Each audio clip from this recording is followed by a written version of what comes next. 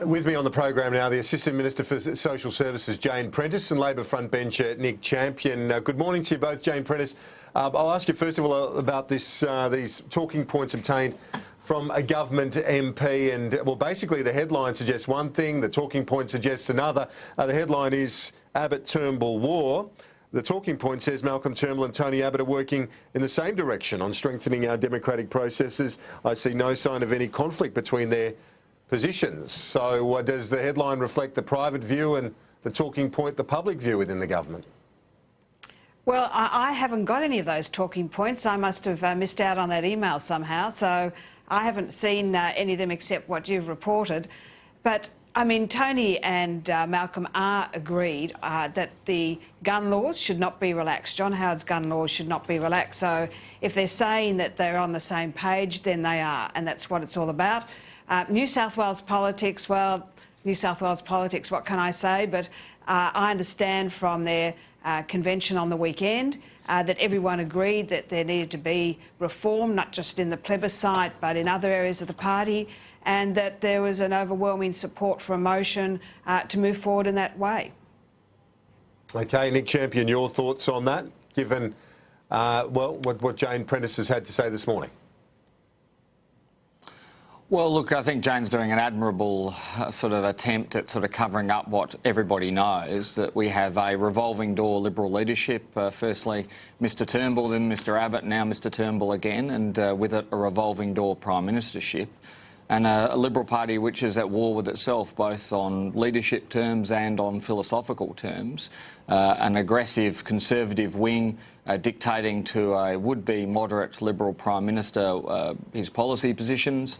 The whole thing being very, very sort of tinder dry, if you like, and ready for conflagration at any moment. And the tragedy is that there are people at the moment going to work, doing their best for the country and for their own families, and what they've got is a government which is really not looking at their interests or at the public interest and the national interest, but rather seeing everything through this prism of two men who are contesting the leadership of the party and with the leadership of the government. So it's a pretty terrible situation, I think, for government backbenchers or junior ministers. They probably want to get on with the job, but they're constantly being presented with this very difficult leadership situation which will not resolve itself easily.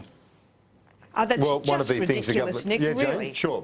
You can respond. I'm sorry, that is just absolutely ridiculous. Malcolm Turnbull, the government, are getting on with the job.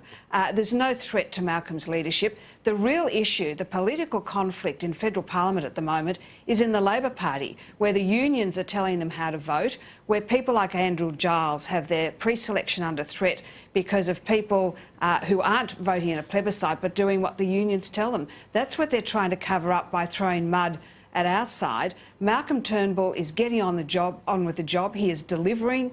We're putting legislation through the House, and things are happening. But Labor Party don't want us to have that message. They want to try and fabricate conflict, which is covering up their own internal problems. Let's look to this other issue now. And Bob Day, well, he, according to one Family First member, might have a lifeline from an investor for his business. This is an individual, Nick Champion, who has worked in business in Adelaide for a long time, created lots of jobs, and also recipient of the Order of Australia. If he, is able to get the business still going, why shouldn't he stay in Parliament?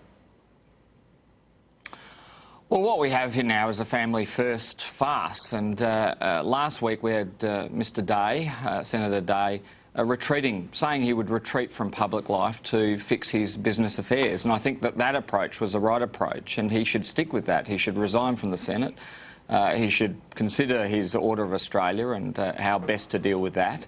And he should also direct Family First, or ask Family First, to repay the loans that were given to it for electoral funding purposes. And try his best, I think, to resolve this situation, because we've got, a couple of hundred families waiting for homes. We've got many subcontractors dealing, trying to deal with what is a difficult set of situations. And basically, I think Bob Day had it right last week when he sought to retreat from public life to fix up these private business affairs. Jane Prentice, your response to that, and well, given he was pretty clear last week in response to the media as to what his plans were, and now seems to be going back on those. Well, firstly, wouldn't it be great news if there was an investor who wanted to take it over and save those jobs and keep the company going? That would be great news. Look, Bob obviously had an instinctive reaction to the bad news, and his first response was to announce his resignation, possibly in the colder light of day, where he's assessed the situation, where there's the opportunity for an investor to come in and take over. That would be great. I mean, Senator Nick Xenophon said it's not up to us to tell Bob what to do, it's his decision. And I think he's probably assessing the options on the table, and I'm sure he'll make the right decision. Is it just about Labor, Nick Champion, wanting to shut down an opposing view when it comes to the Building and Construction Commission? Because if the individual concerned isn't bankrupt, then he might not be insolvent as first thought. If he does have an investor come in, well, then what's the reason for going? Well, Kieran, you can't announce your resignation one week, have alternative family first candidates out there, and Rob Brokenshire, who's a very well-known South Australian politician, has put his hand up, and there have been a number of other people putting their hands up. The South Australian government said they'll facilitate a joint sitting to sit a Family First senator, so no one's trying to disenfranchise Family First from its having its say on this legislation or these bills. But we want this to be a sensible and, you know, a coherent approach to government. We can't have people announcing their resignation one week and then the next week saying, oh, well, maybe not. I mean, it's an absolute farce. And if anybody else did it, they would be pilloried.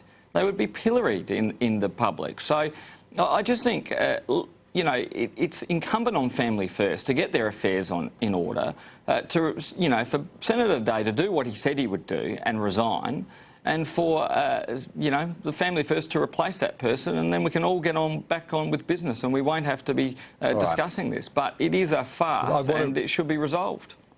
I want to ask you both about the last issue that we need to address today, and that's the paid parental leave scheme. Jane Prentice, Darren Hinch, and I think Nick Xenophon as well has now said they'll support it, but not from January 1. Darren Hinch certainly saying from July 1 next year, and then he'll sign up. Is the government open to that? Look, I'm sure we're prepared to talk to them on those issues. I think what they're both saying is that mothers who are already pregnant shouldn't be affected by the legislation, and that's definitely some of the feedback I'm getting from the community. So you actually support their position? You'd be happy if the government ends up in that place of July 1? Yeah, if that means we can get the legislation through, and I'm keen to support this legislation because what it is doing is it's expanding paid parental leave to mothers who don't currently qualify. And I know of many women who have very difficult pregnancies, and because they can't work for extended periods, or perhaps they work in sort of industries like construction where they're not supposed to continue their job after they become pregnant, they don't qualify under the current legislation. So I'm very keen to get this legislation carried so that we can extend it to those people who need it. And Nick Champion, finally, your thoughts on this, particularly given that point that Jane Prentice refers to there, that women, even when they haven't worked full-time in the year before, they will get full-time minimum wage for that 18 weeks. That is a good step forward, isn't it? Well, the problem is here, the government's oscillated from, under Tony Abbott, having a sort of overly generous roll gold scheme that they wanted to propose, and now they're proposing to hack into existing entitlements. And this is not, you know, sort of high-income families. This is mums who work at Woolworths, you know, who are getting a bit of paid parental leave from Woolies or Coles, and also getting the government entitlement. So, you know, there's been this sort of double-dipping reference being made, but in actual fact, what we're trying to build here is a decent paid parental leave entitlement for working mums to make sure that they can participate both in the workforce and also participate in child rearing and, you know, the most important part of any family's, you know, sort of life, those early years. So it seems to me that the government's oscillated from, on one hand, trying to be overly supportive to now in contrast to their sort of, constant sort of rhetoric about being family friendly and supporting the family unit, they're now hacking into families' incomes at precisely the most vulnerable point in any family's, life, if you like. That is when you've got a newborn child, when you've got a number of financial stresses and a number of, just child-rearing stresses. So it's a pretty ridiculous position for the government to take. Nick Champion, Jane Prentice, we're out of time. Appreciate both your time this morning. We're going to look at some international news now.